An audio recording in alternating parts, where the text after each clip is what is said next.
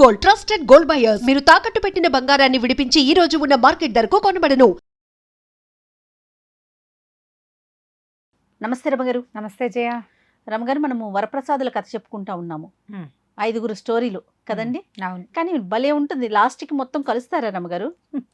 అప్పుడు మంగళాంతాని కావ్య అని అంటారు. ఏ కథ అయినా హ్యాపీ ఎండింగే ఉంటుంది. అలా అలవాటైపోయింది మనకి. అదే అంటే అంటే దీన్ని బట్టి సినిమాలు మరి అలాగే తీస్తున్నారు కాబోలు, వాటిని ఆధారంగా చేసుకొని. అంతే మరి. అలా కాదు, వాళ్ళిద్దరు పెళ్లి చేసుకుని సంతోషంగా ఉన్నారు అని రాస్తారు. పెళ్లి చేయటం మన సినిమాలో చూడు, పెళ్లితో కథ ఎండ్ అయిపోతుంది. పెళ్లి తర్వాత వాళ్ళిద్దరు పోటాడుకున్నారా, కొట్టుకున్నారా, లాంఛనాల కోసం కట్నం తెమ్మని ఆయన అడిగాడా, వీళ్ళకి పిల్లలు పుట్టారు లేదా, అవన్నీ లేదు. వాటి గురించి హ్యాపీ ఎండింగ్ కావాలంతే ఎక్స్పెక్టేషన్. అందుకని హ్యాపీలీ లివ్డ్ ఎవర్ ఆఫ్టర్ అవును అంటారు ఇంగ్లీష్ లో. మనమేమో పెళ్లి చేసుకుని సుఖంగా ఉన్నారు అని చెప్పుకుంటాం, హాయిగా ఉన్నారు, కథ సుఖాంతం అంటాం. కానీ హ్యాపీ ఎండింగ్ లేకపోతే యాక్సెప్ట్ చేయలేకపోతాం రమగారు. చేయలేం. క్యారెక్టర్ ఏదన్నా అటు ఇటు అయిపోయినా, క్యారెక్టర్ లేకపోయినా అసలు మనసుకు భలే బాధ అనిపిస్తుంది. ఆ ఒకటి జరగకుండా ఉంటే బాగుండని అనిపిస్తుంది. సో మన వరప్రసాదులది హ్యాపీ ఎండింగ్ అయ్యిందని నేను అనుకుంటున్నాను. అవుతుంది. 3 కథ ఆల్రెడీ చెప్పేసుకున్నామండి. ఇప్పుడు 4వ వాడు దండు. వీడు ఏం చేశాడు, ఇతను ఒక మర్రి చెట్టు ఒక భాగం మీద వెళ్ళాడు కదా, సాంబుడినేమో మర్రి చెట్టు దగ్గర వదిలిపెట్టారు. అవును, 4 దిక్కులకి 4 బయలుదేరారు. మొదటి 3 చెప్పాం. ఈ దండు ఆ మర్రి చెట్టు కొమ్మ ఎక్కి నడవగా చివరికి ఆ మర్రి చెట్టు కొస ఒక ఉద్యానవనం దగ్గర ఆగిపోయింది. ఇకేం లేదు. ఇతను ఏం చేశాడు, చెట్టు దిగాడు. చూస్తే ఎంత పెద్ద తోటో, చాలా బాగుంది. తర్వాత ఏమో ఒక పెద్ద చెరువు, చుట్టూతా రకరకాల పువ్వులు, బోళ్ళని ఫలవృక్షాలు. సరే, నడిచి ఉన్నాడు కదా, మర్రి చెట్టు మీద ఏం తింటారు, ఆకులు పువ్వులు తినలేరు కదా, కాయలు. సరే, వీడు ఏం చేశాడు, మెల్లిగా ఆ పళ్ళు ఈ పళ్ళు కోసుకొని తిన్నాడు. ఆ చెరువులోంచి మంచినీళ్ళు తాగాడు, కాసేపు ఈత కొట్టాడు.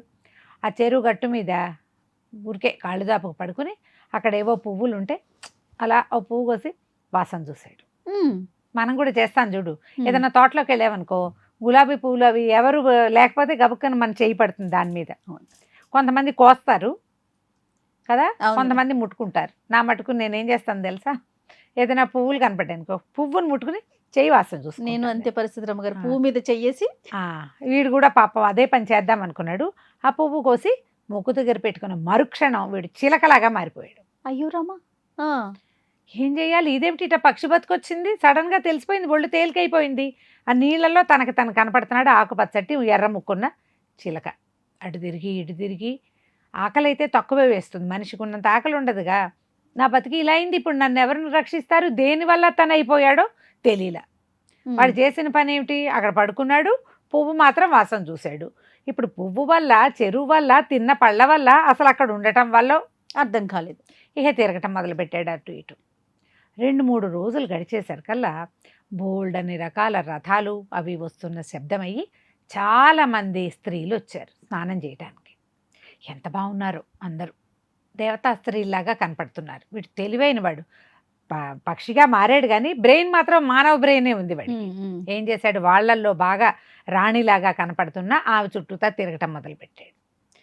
మామూలుగా పిచ్చుకల్ని చిలకల్ని చూస్తే ఆడవాళ్ళు కొంచెం ఉత్సాహపడతారు. ఈవిడ ఏం చేస్తే అతన్ని పలకరించింది. నిదానంగా పక్షి వచ్చి ఈ చిలక వచ్చి దగ్గరకు వచ్చింది. సాంబ చిలక వచ్చేసరికి ఆవిడ ఆశ్చర్యపోయి, అబ్బో ఎంత బాగా వస్తుందో అని ఏదో పండించి మాట్లాడించి, నీకు మాటలు వచ్చా అని పలకరించని ఇక దగ్గర కూర్చోబెట్టుకుంది. ఆవిడ ఎటు వెళ్తే అటు తిరిగి ఆవిడ భుజాల మీదే వాలి తిరుగుతోంది. వీళ్ళంతా వెనక్కి వెళ్ళిపోతూ ఈ చిలకను కూడా తీసుకుపోయారు. అలవాటు అయిపోయిందిగా.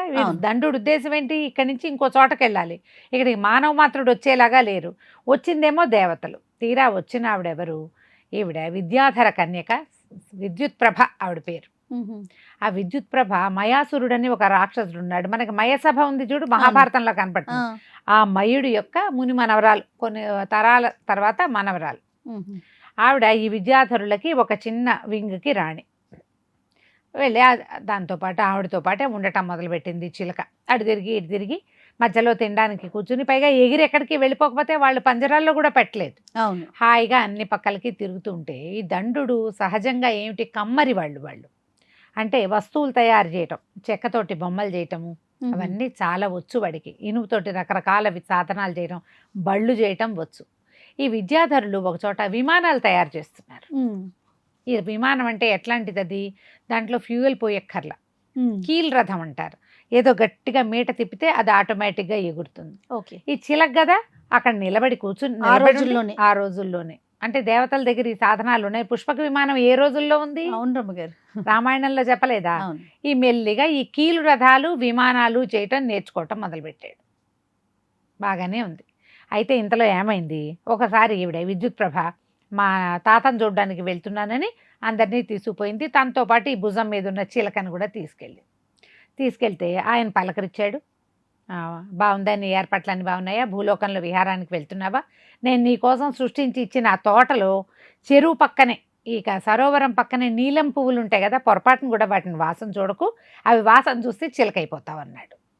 అడిలిపోయాడు సాంబుడు. అమ్మ ఈ దండుడు, అందుకనమాట నేను చిలకైపోయింది, ఈ కారణాలు ఏవి కదా, పువ్వులే ఉన్నాయి అనేసరికల్లా ఆడపిల్లలంతా నవ్వారు.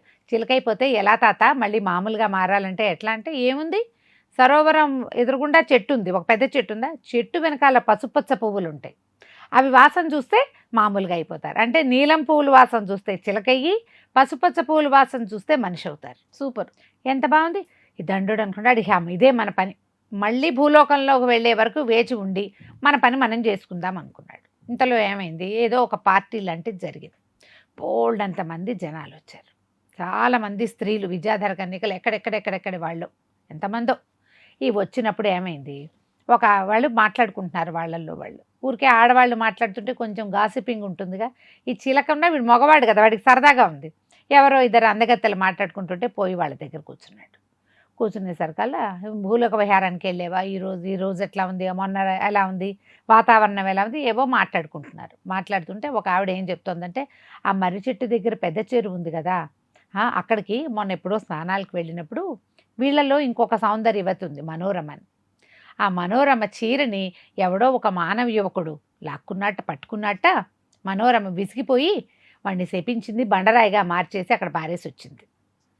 అడిలిపోయాడు, ఏంటిది, నేనేమో చిలకయ్యా, రేపొద్దున మారుతాను, బాగానే ఉంది, కానీ ఇప్పుడు మర్రి చెట్టు దగ్గర బండగా మారిన వాడెవడు, ఆలోచించుకుంటే వాడి గుర్తొచ్చింది, తమ 4 కొమ్మలెక్కి వెళ్ళిపోతూ సాంబుడిని వదిలిపెట్టారు కదా, పొరపాటున వాడు కానీ ఈ అమ్మాయి ఎవరి మోహంలోనో పడి దాని చీరదో పుచ్చుకుంటే అది చెప్పించేసింది.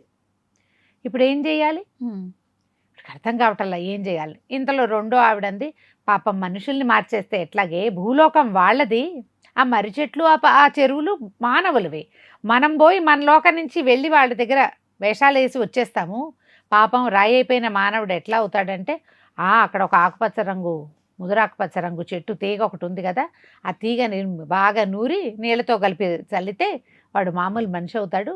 మనుషులు వాళ్ళ రకంగా వాళ్ళు ఉండాలి, ఇలా దేవకాంతల వెనకాల పడితే అలాగే కదా అవుతుంది. సరే వీడు ఆలోచించుకున్నాడు, ఓహో మనకు ఒక శాపావసానం ఉంది, వాడికి కూడా ఉన్నదని రెడీగా ఉన్నాడు. కొద్ది రోజులు గడిచినాయి. తర్వాత వీళ్ళు ఈ స్త్రీలు ఏం మాట్లాడుకుంటారు, ఆదివారం మర్రి చెట్టు దగ్గరికి వెళ్తారు వాళ్ళు, ప్రతి ఆదివారం. విద్యుత్ ప్రభ ఎప్పుడో 3-4 పున్నములకు ఒక్కసారి వెళ్తుంది. చాలా రోజులైంది, భూలోక విహారానికి వెళ్దామని బయలుదేరారు. వీళ్ళందరూ ఏమనుకున్నారు, ఆ మర్రి చెట్లకి వాటికి వెళ్ళొద్దు, మనం తాతగారు మనకి సృష్టించి ఇచ్చిన దాని దగ్గరికే వెళ్దాం అని చెప్పి అందరూ కలిసి ఎక్కడైతే దండుడు ఇలా మారిపోయాడో చిలగ్గా అక్కడికి చేరారు. అందరూ అక్కడ కూర్చుంటే ఈ దండుడు నిశ్శబ్దంగా చెట్టు వెనక్కి వెళ్ళి ఆ పసుపచ్చ పువ్వుల్ని వాసన చూశాడు. చూసిన మరుక్షణము మనిషిగా మారిపోయాడు. ఈ చిలక ఎగురుతూ ఎప్పుడైతే చెట్టు వైపు వెనక్కి వెళ్ళిందో, విద్యుత్ ప్రభ కూడా చిలక ఏ పండు కొడుతోందో చూద్దామని వెనకాల వచ్చింది. చూసేసరికల్లా చిలక మనిషిగా మారిపోవడం ప్రత్యక్షంగా చూసి దగ్గరకు వచ్చి అడిగింది, మహానుభావ నువ్వెవరు, నువ్వు ఎందుకు ఇలా చిలకగా అయ్యావు, అసలు ఎక్కడి నుంచి వచ్చావు, నువ్వు మాతో ఇన్ని రోజులు ఉన్నావు, ఏమిటి నీ సంగతి సందర్భం అని కనుక్కో. అప్పుడు ఇదంతా చెప్పాడు, మేము స్నేహితులం కలిసి వచ్చాము, నేనేం కావాలని చేయలేదు, కానీ ఆ పువ్వు వాసన చూసేసరికి నేను ఇట్లా అయిపోయాను. అప్పుడు మా విద్యుత్ ప్రభ ఏమంది, సరే బాగుంది, ఇన్ని రోజులు మా దగ్గర ఉన్నావు, చాలా సంతోషం అంటే ఇక నేను వెళ్ళొస్తానన్నాడు. అమ్మాయి ఒప్పుకోలే, కాదు మా తాత నాకు మానవుడితో వివాహం అవుతుందని చెప్పాడు, ఇప్పటిదాకా నువ్వు ఒక మానవుడి మాతోటి ఉన్నావు, నన్ను వివాహం చేసుకో గాంధర్వ విధిన, నాతో ఉండు అనేసరికి ఇది బాగానే ఉంది. వాళ్ళ దగ్గర నుంచి కొన్ని విద్యలు కూడా నేర్చుకొచ్చారు. ఆ అమ్మాయితో కొన్ని రోజులు ఉండిపోయాడు. ఉన్నాకేం చెప్పాడంటే, నేను నా స్నేహితులు ఎట్లా ఉన్నారో తెలీదు, ఒకడేమో బండరాయిగా పడిపోయి ఉన్నాడు అక్కడ, మిగిలిన వాళ్ళు ఏమైపోయారో తెలీదు, నేను కనీసం ఏదో ఒక సహాయం చెయ్యాలి. వాడు రాయిగా ఉన్నవాడు మనిషిగా మారే అవకాశం ఉన్నది నా దగ్గర. అవును. కాబట్టి నువ్వు నీ దారి నువ్వు వెళ్ళిపో, నా దారిని నేను వెళ్తానంటే విద్యుత్ ప్రభ ఒప్పుకోలేదు. కానీ దండు ఒప్పించాడు. నువ్వు కామరూపధారిణివి, ఎప్పుడు కావాలంటే అప్పుడు వస్తావు, నేను పిలిచినప్పుడు రా ఒకటి, లేదా నీకు రావాలనిపించినప్పుడు రా నా దగ్గరికి, నన్ను మాత్రం నా స్నేహితుల దగ్గరికి వెళ్ళనివ్వమని బతిమలాడాడు. సరే విద్యుత్ ప్రభ ఒప్పుకుంది. తన దారిని తను వెళ్ళిపోయింది. ఇతను ఏం చేశాడు, ఆ చిలకగా మార్చే పువ్వుల చెట్లు కొన్ని, చిలకని మళ్ళీ మనిషిగా మార్చేటువంటి పువ్వుల చెట్లు కొన్ని అన్నీ పీక్కుని తలా ఒకటి మొక్కలు చచ్చిపోకుండా జాగ్రత్తగా మేనేజ్ చేసుకుని మళ్ళీ మర్రి చెట్టు ఎక్కి ప్రయాణం మొదలుపెట్టాడు. వెనక్కి నడిచాడు. నడిచి మర్రి చెట్టు దగ్గర దిగాడు. దిగితే అప్పుడు అంతకుముందు తము చూసినటువంటి రాళ్లలో ఒక ప్రత్యేకమైన రాయి ఒకటి కనపడుతోంది. ఇదే మనవాడు తెలిసిపోయింది. సరే ఇక చెట్టు తీగల కోసం వెతుక్కుని ఒక పెద్ద మానుకి ఆకుపచ్చ తీగ అల్లుకుని కనపడుతోంది. ఆ తీగని ఆకుల్ని కాసి బండరాళ్ళ మీద నలిపి కాసి నీళ్లు పోసి దోసులతో పట్టుకొచ్చి ఈ బండ మీద చల్లాడు. చల్లంగానే ఈ అక్కడ వాడు తనకి శాపం వచ్చిందని తెలీదు. ఆ అమ్మాయిని చూసి మైమరిచిపోయి ఉన్నాడు, శపించింది. వీడు ఇంకా మైమరుపు స్టేజ్లోనే ఉన్నాడు. అతను గబగబా లేచాడు. సాంబుడు లేచేసి మిత్రమా అవకాశం, రే నువ్వెట్లా వచ్చావు అని అడిగి, సరే ఇక్కడ ఒక అందమైన అమ్మాయిని చూశాను, ఆవిడ వస్త్రం పుచ్చుకున్నాను నేను, ఆవిడ ఏదన్నాడు. ఈ కేకలేసాడు దండు, నీ మొహల్లా ఉంది, నువ్వు అప్పటి నుంచి 6 నెలల నుంచి రాయిగా పడున్నావు ఇక్కడ, నేను రాకపోతే ఇటగే పడుండేవాడు ఎప్పటికీ ఈ మైమరుపులోనే, నువ్వు కాస్త గుర్రం కట్టేయి, ఇవాళ ఏం వారం అని లెక్క పెట్టుకున్నారు. చూస్తే ఏదో ఒక వారం తెలిసింది, ఆదివారం నాడు ఖచ్చితంగా వస్తారు. కాబట్టి వాళ్ళు వచ్చేటప్పటికి నువ్వు సిద్ధంగా ఉండు. కానీ అమ్మాయి వస్తుంది మనోరమ, ఆమె వస్త్రాన్ని ఏం చేసినా ఇవ్వద్దు, బతిమలాడినా ఇవ్వద్దు, కంట్లోకి కన్ను పెట్టి చూడబోక, అంతే. ఇక అమ్మాయి సరేనండి నీకు ఓకే అని చెప్పే వరకు కంట్లో మాత్రం చూడకూడదు. బాగానే ఉంది. 3-4 రోజులు గడిచినా ఇద్దరు అక్కడ ఉన్న పళ్ళు కోసు తిన్నారు, కబుర్లు చెప్పుకున్నారు. ఇతను నేను చూసొచ్చిన రకరకాల వ్యవహారాలన్నింటినీ మాట్లాడుకున్నాడు. అన్నీ బాగుంది. ఈ తర్వాత 3 రోజులు గడిచాక ఆదివారం నాడు ఈ మొత్తం గంధర్వ కాంతలు, విద్యాధర కాంతలు అంతా వచ్చారు వాహనాలతోటి. వచ్చారు, స్నానాలు చేశారు. స్నానం సంధ్యలు అయ్యాక వస్త్రాలు ఒక చోట పెడతారు. వాళ్ళు చీరలతోటి దిగరు కదా, ఆ వస్త్రాల్లో మనోరమ విప్పిన వస్త్రాన్ని ముందే గుర్తుపెట్టుకున్నారు వీళ్ళు. చీర తీసి పక్కన పెట్టేసుకున్నాడు. ఇక మిగిలిన కాంతలు అందరూ స్నానాలు చేశారు, బయటకు వచ్చారు, ఎవరి చీరలు వాళ్ళు ధరించారు. సూర్యాస్తమయం వచ్చేసరికి పరుగు. మనోరమ నా చీరేది నా చీరేది అని వెతుక్కుంటోంది. ఒకళ్ళిద్దరు అన్నారు, నువ్వు కిందటిసారి బండగా చేసిన వాడు ఇక్కడ లేడు అంటే వాడు మారాడు. అవును, వాడికి ఎలా తెలిసిందో, వాడు అసాధ్యుడిగా ఉన్నాడు, వాడే నీ వస్త్రం దాచుంటాడు, కానీ మేము నీ కోసం ఉండము, మేము వెళ్ళిపోతున్నాం. మొత్తం అంతా వెళ్ళిపోయారు. ఈ అమ్మాయి వెతుక్కుంటూ వచ్చింది. ఈ వస్త్రం గట్టిగా పెట్టుకుని కళ్ళు మూసుకొని నుంచుని ఉన్నాడు అక్కడ సాంబుడు. ఆ అమ్మాయి నా వైపు చూడు చూడు చూడని బతిమలాడినా చూడలేదు. సరే నిన్ను వివాహం చేసుకుంటా అని అన్నాకే నీకేసి చూస్తానన్నాడు. ఈ అమ్మాయికి ఒంటి మీద తడిసిన బట్టలే కానీ వస్త్రం లేదు. సరే ఒప్పుకుంది. చీకటి పడ్డాక ఇంకెళ్ళలేదు. అదే ఒక పరిస్థితి ఉంది. ఇంతలో ఆ దండు కూడా వచ్చాడు. వచ్చి ఆమెను పలకరించి, మీ విద్యాధరల రాణి, మీ గుంపుకి రాణైన విద్యుత్ ప్రభని పిలుస్తాను, కావాలంటే ఆమెతోటి మాట్లాడమని విద్యుత్ ప్రభని పిలిపించాడు. అప్పుడు ఆమె వచ్చి ఈ మనోరమని, ఈ సాంబుడి మానవులతో వివాహానికి ఏముంది, కొన్ని రోజులు కలిసి ఉంటాం, తర్వాత వాళ్ళ జీవితాలు వాళ్ళవి, మనం ఎప్పుడు కావాలంటే అప్పుడు రావచ్చు, వాళ్ళు పిలిచినప్పుడు రావచ్చు, లేదా మనకి నచ్చినప్పుడు రావచ్చు. వీళ్ళతో స్పెండ్ చేయడానికే తప్పిస్తే ఇంకంతకంటే మనకు తప్పు లేదు, మన వంశాల్లో ఇవి ఉన్నాయని ఆ విద్యుత్ ప్రభ ఈ మనోరమని ఒప్పించింది. 2 జంటలు హాయిగా కులాసాగా కొన్ని రోజులు కాలక్షేపం చేశారు. ఇది చేసిన తర్వాత ఏమైంది, వీళ్ళల్లో వీళ్ళు ఆలోచించుకుంటున్నారు, ఎట్లా మన వాళ్ళు ఏమయ్యారు, వీళ్ళు ముగ్గురు ఎటెళ్ళారు చూద్దామని వీళ్ళు ఏమనుకున్నారు, మనం ఓ పని చేద్దాము, ఈ అమ్మాయిలు ఇద్దరిని పంపించేద్దాం, మన దారిని మనం వసంతుడు వెళ్ళిన వైపు వెళ్దాం. వసంతుడు రాజుగారు అబ్బాయి, అతన్ని సేవించాలి. మిగిలిన వాళ్ళని రేపొద్దున రాజు అయ్యేది వసంతుడే కదా, ముందు వసంతుడిని పట్టుకుందాం, ఆ తర్వాత మిగిలిన వాళ్ళ సంగతి చూద్దాం అనుకున్నారు. సరే ఇద్దరు ఏం చేశారు, ఆ వసంతుడు ఎక్కినటువంటి తూర్పు వైపు కొమ్మనెక్కి నడవడం మొదలుపెట్టారు. నడవగా ఏమైంది, అది ఒక నిర్జనమైన ప్రాంతము, చక్కగా పట్టణము, దూరంగా ఒక కోట, సముద్ర తీరము, ఎవరు లేరు. ఆ అమ్మాయి కోసం, కళావతి కోసం ఏర్పరచబడింది కదా. వీళ్ళు అదంతా వెతుక్కుంటూ లోపలికి వచ్చారు. ఇప్పుడు మనం వచ్చాము, ఇక్కడికి వచ్చామంటే వాడు కూడా ఇక్కడికే వచ్చి ఉండాలి, ఉండుంటాడు లోపలని వెతకటం మొదలుపెట్టారు. లోపలికి వెళ్ళగా పెద్ద భవనంలో ఒక బెడ్రూమ్లో సగం తెగిన మెడతోటి చిన్నగా ప్రాణం కొట్టుమిట్టాడుతున్నట్టుగా వసంతుడు కనపడ్డాడు. కనపడంగానే కేకలు పెట్టాడు సాంబుడు. ఎక్కడున్నావు దండారా, ఇదిగో అయిపోతున్నాడు వసంతుడిని కేకలు పెట్టేసరికి చూశారు.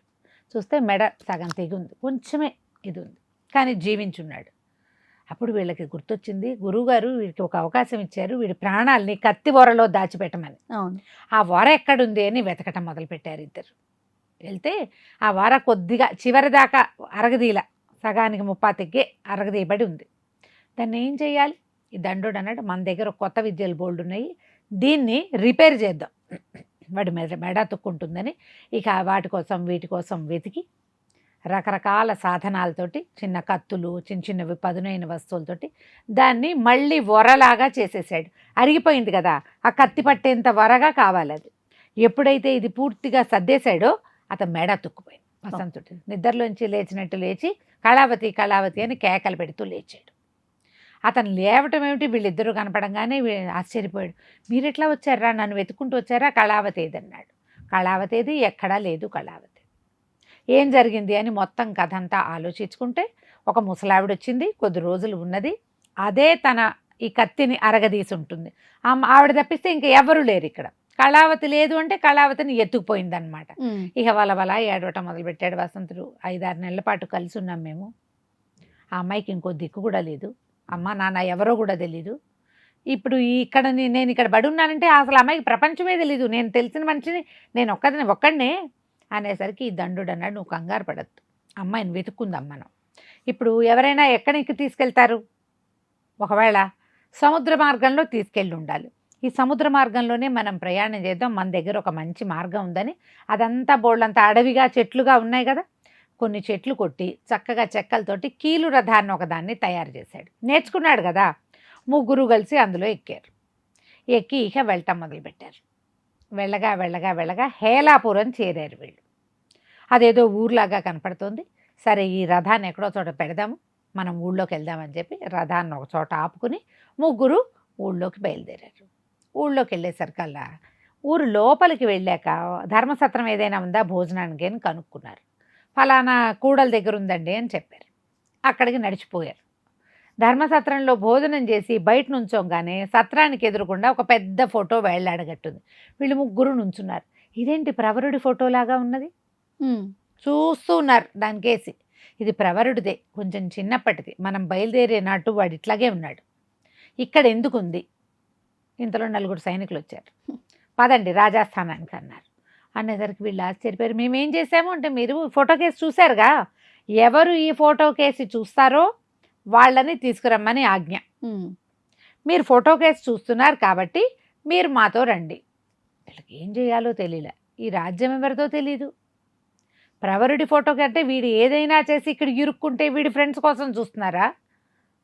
అర్థం కాలేదు. సరే పద వెళ్తే మనకు తెలుస్తుంది అని చెప్పేసి వీళ్ళు ముగ్గురిని రాజాస్థానానికి తీసుకుపోయారు. తీసుకెళ్ళాక ఏం జరిగిందో మనం వచ్చే భాగంలో చూద్దాం.